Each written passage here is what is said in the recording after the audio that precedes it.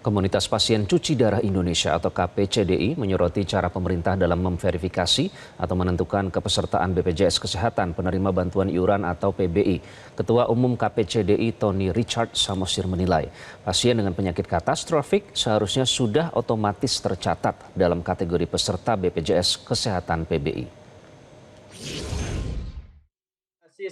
DTSN itu saat ini belum secara optimal mengintegrasikan indikator kerentanan medis kronis sebagai variabel dalam menentukan kelayakan PBI. Ini yang menjadi konsentrasi kita. Begini ya, kalau penghasilan kita 2 juta, si A 2 juta, lalu si B 2 juta gajinya, begitu ya, pendapatan mereka. Si B ini dengan penyakit kronis, tentu nggak seimbang, begitu ya. Mereka masuk dalam kategori desil 6, katakan desil 7, begitu.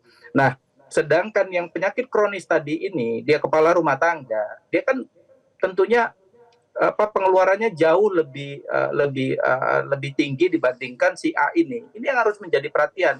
Dia transport ke rumah sakit, dia membeli obat, dia kebutuhan emergensi dan lainnya. Terus dia sudah tidak bisa bekerja secara optimal lagi. Ini harus menjadi variabel-variabel ini harus menjadi masukan buat pemerintah untuk mengukur. Jangan sampai ya kan si A dengan gaji 2 juta, si B dengan gaji 2 juta, desilnya sama, desil 7. Ingat ya, kalau udah pasien gagal ginjal, memangnya bisa kaya? Hah? Saya mau sebut, mereka tuh rentan miskin, malah nggak ada duitnya gitu. Jangan. Dalam rapat konsultasi DPR RI bersama sejumlah kementerian dan BPJS Kesehatan pada Senin kemarin, DPR menguliti validitas data penerima bantuan iuran BPJS dan menuntut perbaikan sistem agar lebih tepat sasaran dan transparan.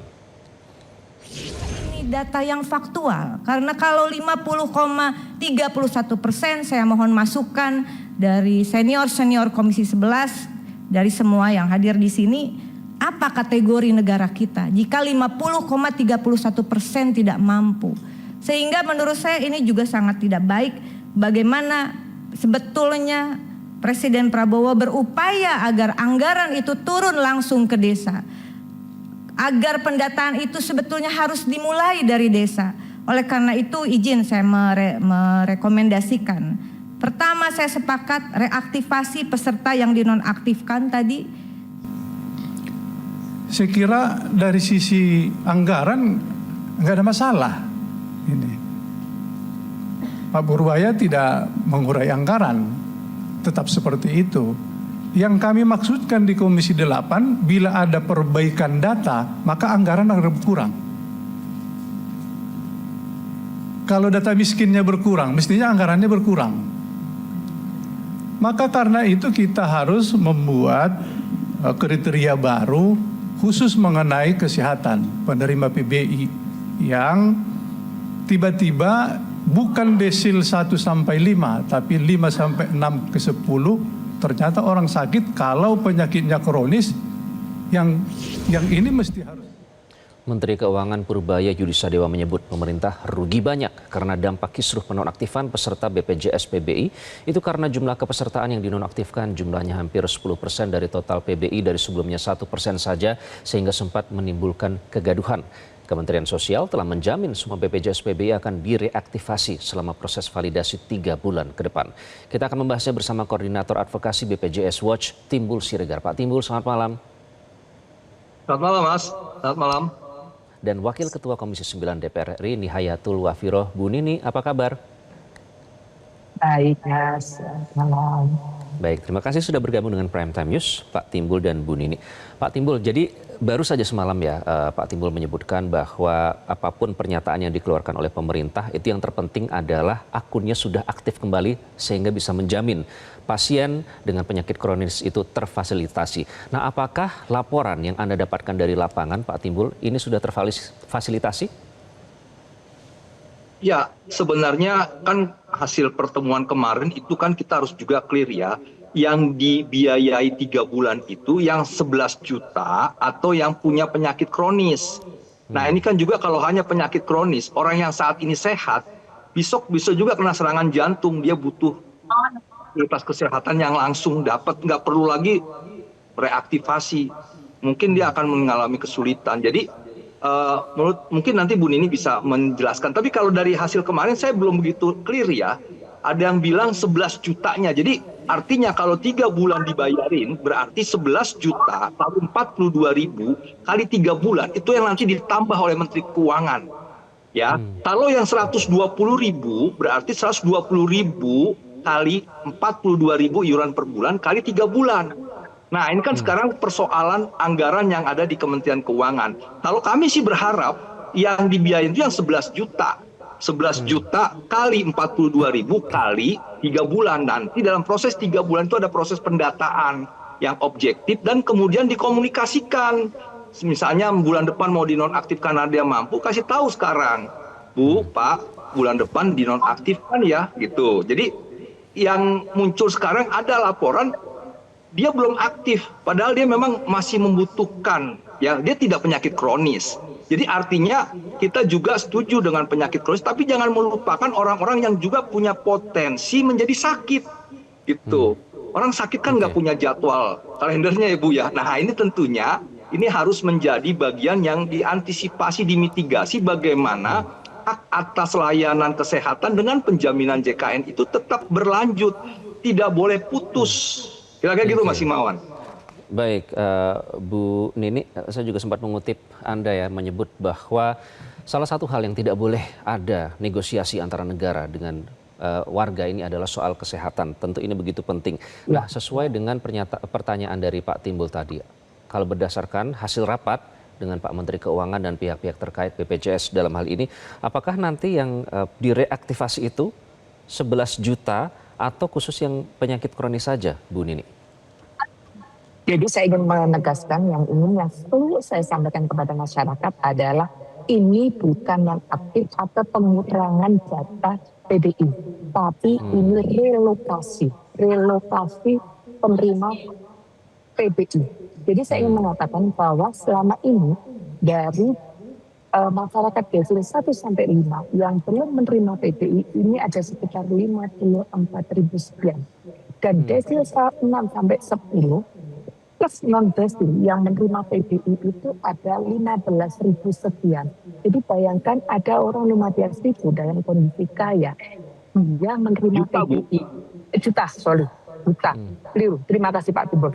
15 juta yang menerima PBI ini berarti kita ini membiayai orang kaya 15 juta. Nah, inilah yang menjadikan kita perlu untuk memindahkan anggaran dari orang kaya ini kepada yang kurang 50 juta, 54 juta dari desil 1 sampai desil 5. Jadi saya ingin mengatakan kepada masyarakat bahwa ini bukan pemotongan anggaran, tapi relokasi anggaran PBI dari masyarakat yang hidup dari desil 6 sampai desil 10 plus non desil kepada desil 1 sampai 5. Itu yang pertama. Yang kedua, ini adalah yang hasil rapat kemarin saya juga mempertanyakan juga. Pertama yang saya pertanyakan adalah ini apakah yang perbedaan angka dari katastrofik 120.000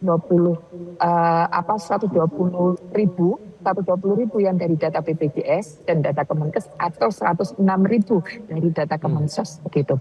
Itu yang saya pertanyakan dan Kemensos sudah menyampaikan bahwa perbedaan angka ini dikurangi yang meninggal dan sebagainya.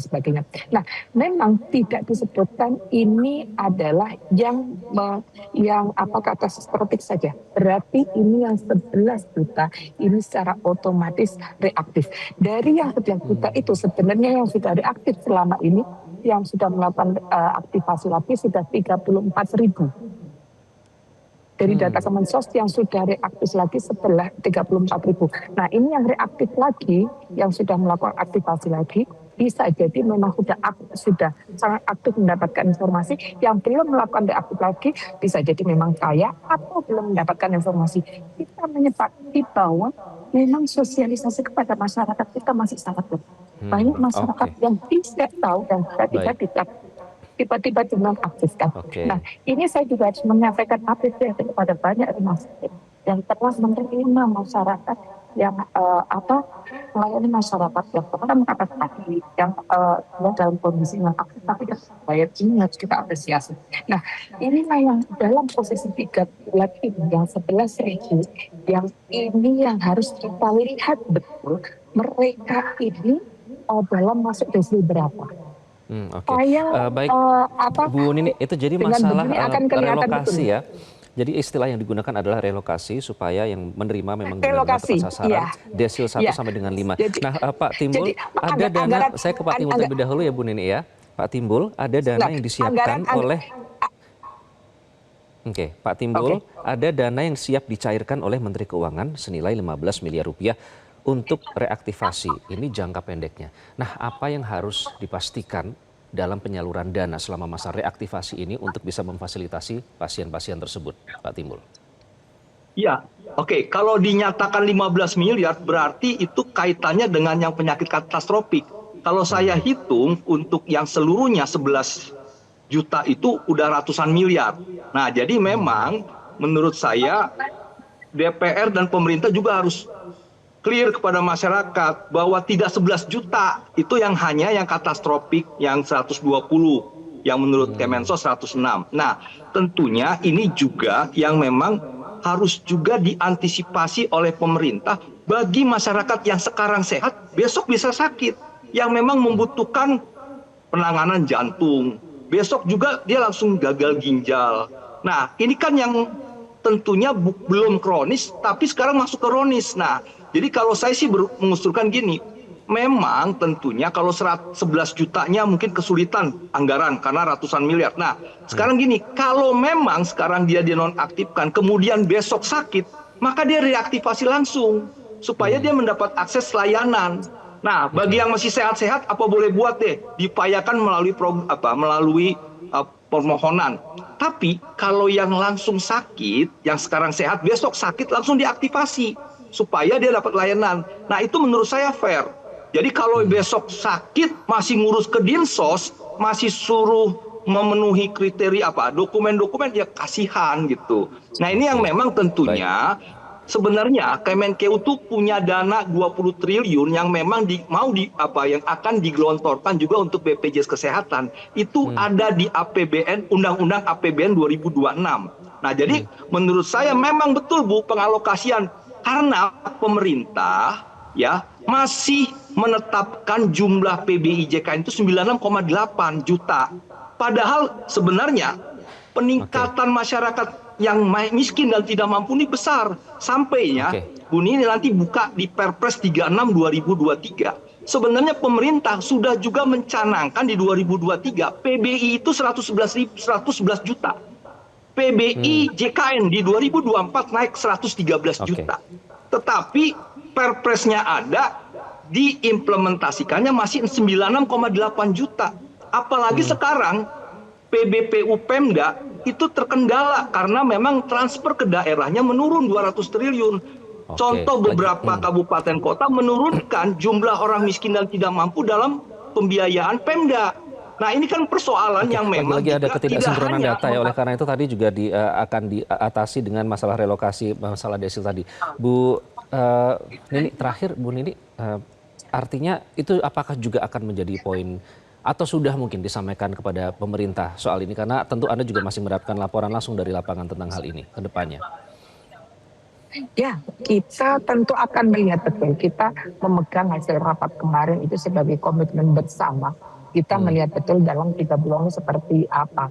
Karena kita tidak mau data ini menjadi, saya sepakat dengan Pak Timbul tadi bahwa data jangan sampai menjadi semacam bumerang bagi kita di lapangan. Dan kita di Komisi 9 kemarin rapat tanggal 15 Juli tahun 2025 dengan Kementerian Sosial, Kementerian Kesehatan, BPJS kita dengan BPJS juga sudah menyepakati bahwa itu hanya katastrofik, tapi juga masyarakat rentan, masyarakat miskin, ibu hamil, disabilitas dan anak-anak ini termasuk harus dalam posisi yang tidak terganggu kepesertaannya. Jadi katastrofik ini masyarakat dengan penyakit katastrofik ini kita sedang mengusahakan bagaimana semuanya masuk PBI. Saya sepakat dengan KPCDI tadi yang mengatakan bahwasanya masyarakat dengan katastrofik ini termasuk masyarakat miskin karena desil ini tidak bisa hanya dilihat dari sosial ekonomi saja, tapi juga terkait dengan medis, kronisnya seperti apa. Kalau sudah cuci darah pasti beban ekonominya walaupun dia memiliki pemasukan atau ekonomi yang matang, tapi kalau sudah cuci darah pasti dengan tingkat ekonominya juga pasti akan terganggu. Ini yang menjadi komitmen kita bahwa masyarakat harus mendapatkan pelayanan kesehatan. Begitu. Oke, jadi soal kategori dan juga klasifikasi ini juga relevan ya Pak Timbul dengan pembahasan kita kemarin. Semoga ini segera bisa segera diselesaikan masalah reaktivasi dan tidak ada lagi warga negara Indonesia yang harus terhambat pada saat harus mendapatkan pelayanan kesehatan. Terima kasih Bu Nini, Pak Timbul sudah bergabung dengan Prime Time News. Jelajahi cara baru mendapatkan informasi. Download Metro TV Extend sekarang.